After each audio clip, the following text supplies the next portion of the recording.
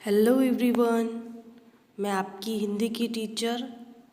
तो आज हम संधि करेंगे। संधि में हमने स्वर संधि कर ली है और आज हम करेंगे व्यंजन संधि। व्यंजन संधि किसे कहते हैं?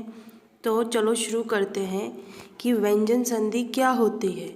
तो जो व्यंजन संधि है उसका हम सरल भाषा में कहें तो उसकी डेफिनेशन है कि किसी व्यंजन का स्वर से और स्वर का व्यंजन से, किसी व्यंजन का स्वर से और स्वर का व्यंजन से मेल होने और व्यंजन का व्यंजन से जब मेल होकर जो परिवर्तन होता है उसे हम व्यंजन संधि कहते हैं। मतलब कि किसी व्यंजन का स्वर से, स्वर का व्यंजन से तथा व्यंजन से व्यंजन का मेल होने पर जो परिवर्तन होता है उसे हम व्यंजन संधि कहते हैं। जैसे कि हमने एक एग्जाम्पल लिया कि जगत अम्बा, मतलब जगदम्बा, जगत अम्बा, इसमें जो त है वो व्यंजन है और जो अ है वो क्या है? स्वर है। तो यहाँ पर क्या हुआ है? स्वर से मेल हुआ है, इसलिए ये व्यंजन जगदम्बा में बदल गया। ये हम आगे जानेंगे क्योंकि इनके नियम होते हैं, वो किस तरह से इनके नियम है वो हम आगे जानेंगे। वैसे ही हमने एक और दूसरा उदाहरण लिया है अनुच्छेद। इसमें आधा च है, अनुच्छेद। तो यहाँ पर जो ऊ है, ऊ स्वर है और व्यंजन से मिला है, तो ये किस में बदल गया है? आधा च और छ में। तो यहाँ पर स्वर और व्यंजन मिले हैं, ठीक है।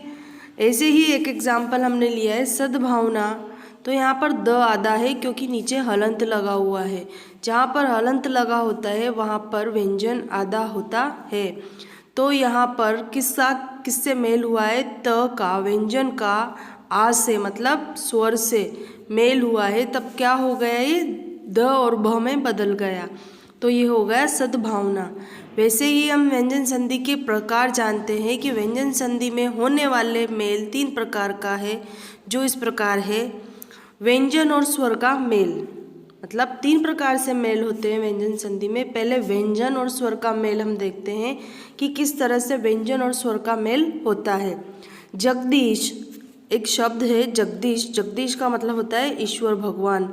तो जो जगदीश है उसको हम अलग अलग करते हैं। तो जगत धन ईश, जगत धन ईश होता है और जो त है वो क्या है? व्यंजन है और ई क्या है? स्वर है।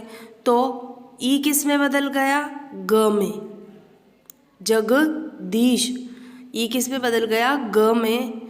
तो यहाँ पर जो त है वो क्या है? व्यंजन है और स्वर ई है। सॉरी। वैसे ही है वागीश। तो वागीश में वाक धन ईश, तो ये किस में बदल गया? वागीश में, क्योंकि यहाँ पर स्वर और व्यंजन मिले हैं, तब व्यंजन और स्वर मिलने पर ये वागीश में बदल गया। फिर है स्वर और व्यंजन का मेल। जैसे कि यहाँ पे लिया है हमने अच्छा दान, अच्छा दान। तो यहाँ पर आ स्वर है और छ क्या है? व्यंजन है। तो आ और छ मिलकर आधा च और छ में बदल गया। स्वर आ है और व्यंजन छ है, तो ये किस में बदल गया? आधा च और छ में। इनके कुछ नियम है जो हम आगे जानेंगे। ये सिर्फ मैं आपको एग्जाम्पल बता रही हूँ, वो आपको समझना है। वैसे ही हमने स्वच्छंद लिया है।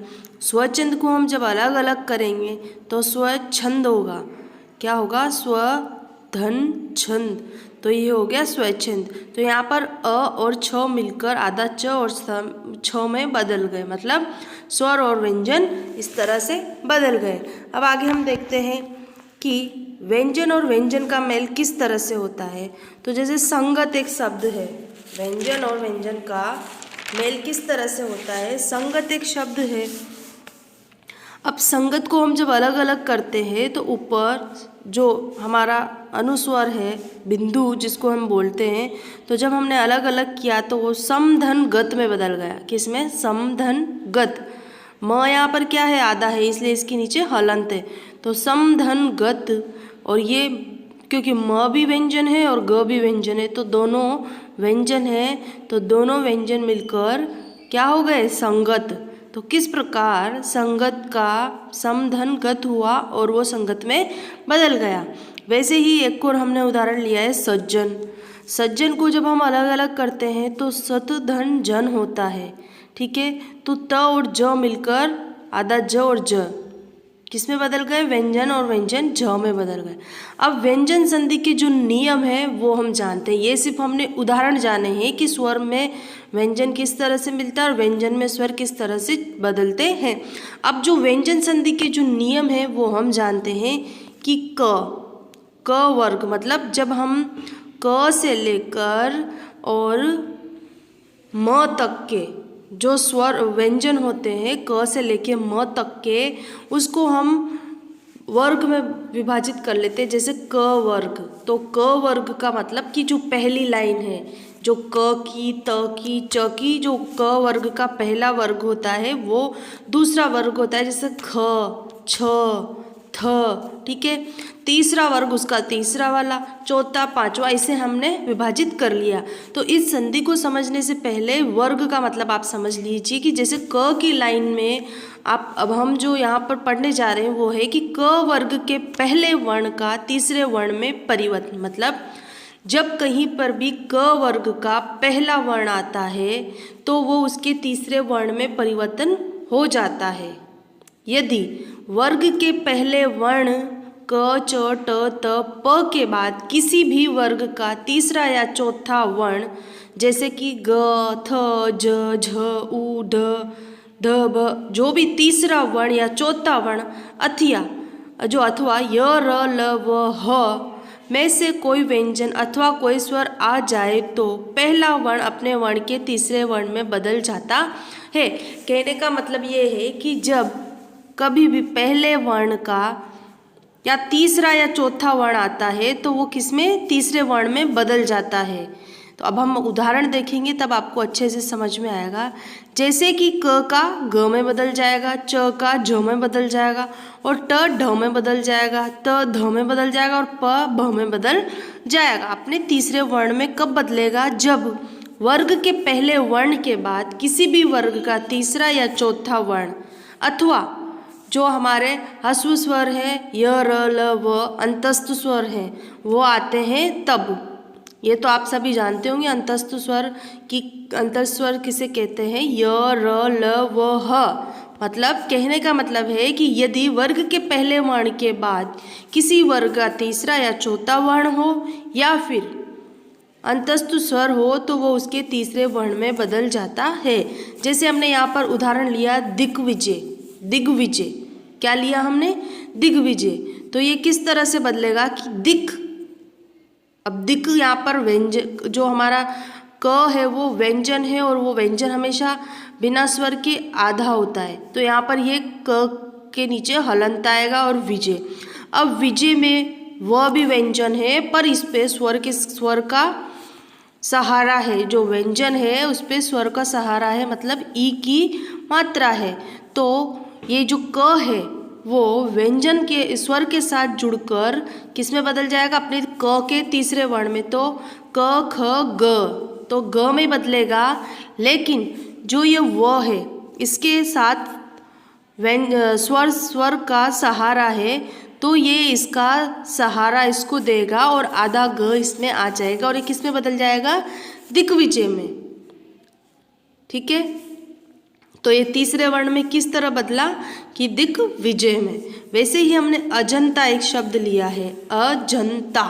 अब आप ज देख लीजिए, च के कौन से वर्ग का तीसरा वर्ण है, च का, तो च, छ, झ।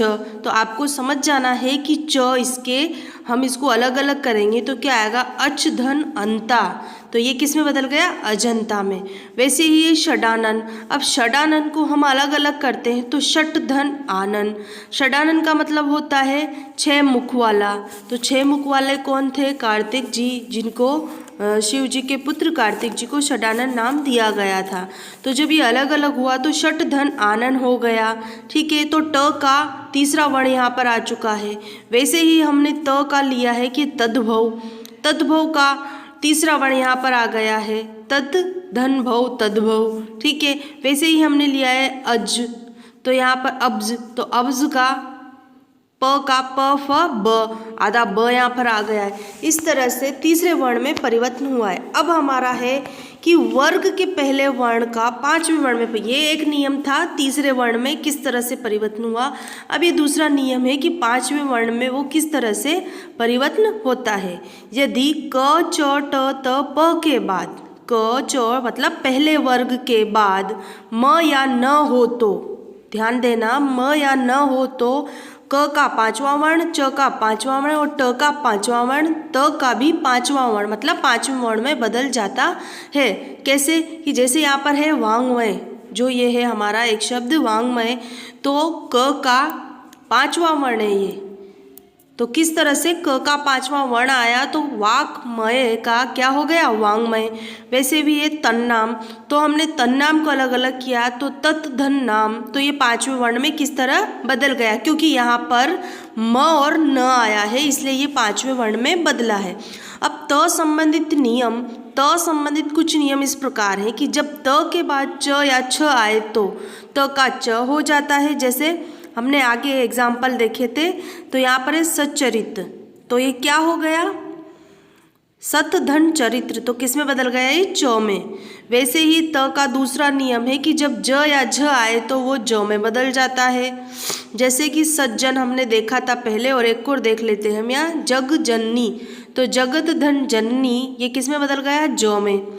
फिर ट का ठ आप हो तो आए तो ट हो जाता है। जैसे तट्टिका, तो ये तत् टीका में बदल गया, ठीक है। जैसे त के बाद ड या ढ आए तो ढ हो जाता है, मतलब पांचवें वर्ण में किस तरह से बदल रहा है। पर त के कुछ नियम है, जब च आता है तो वो छ में बदल जा, च या छ आता है तो किस में बदल जाता है, च में, और जब ज या झ आता है तो वो ज में बदल जाता है। इसके ये कुछ नियम हैं जो हमने देख लिए हैं। अब त का मतलब त के बाद ल आए तो त का ल हो जाता है। जैसे उल्लेख तो उत्लेख, ठीक है। वैसे त के बाद अगर ध आए तो ह का ध हो जाता है। जैसे उद्धरण, उद्धरण तो ये हो गया उद्धरण, ठीक है। वैसे ही जब त के बाद श आए तो त का च और श का छ हो जाता है। जैसे कि हम उदाहरण देखते हैं, जैसे कि सच्छात्र तो सतधन शास्त्र, उच्छ्वास तो उत्तधन श्वास, ये इसके त संबंधित नियम हो गया। म संबंधित कुछ नियम इस प्रकार है, यदि म के बाद च ट त प आए तो म के स्थान पर उसी वर्ग का पांचवा वर्ण अनुस्वर हो जाता है। यह आपको अब हमेशा समझ में आ जाएगा, क्योंकि अनुस्वर कब होता है, यहाँ पर व्यंजन संधि का मतलब मुख्य रूप से आपको सही तरीके से वर्ण शब्द लिखने का रूप में सिखाई जाती है कि आपको कभी मात्रा मिस्टेक वर्ण किस तरह से करना चाहिए। इसका मुख्य यही होता है कि हम सही प्रकार से अपना शब्द लिख सकें। तो जो संकल्प है वो कब लिखा हमने, जब म आया और वो किस में बदल गया, उसके अनुस्वार में, मतलब बिंदु में बदल गया। तो जब संकल्प का समधन कल्प, संचय का समधन चय, मतलब वो उसके पांचवें वर्ण में बदल जाता है। यदि म के बाद य र ल वो मतलब अंतस्थ स्वर आए तो सदैव अनुस्वर हो जाता है। जैसे संवाद, संयोग, ठीक है। अब यदि म के बाद म आए तो मम हो जाता है, मगर म के बाद म ही आएगा तो क्या हो जाएगा, मम हो जाएगा। जैसे सम्मुख तो समधनमुख, सम्मान तो समधन मान, तो ये हमारे म संबंधित नियम हो गए।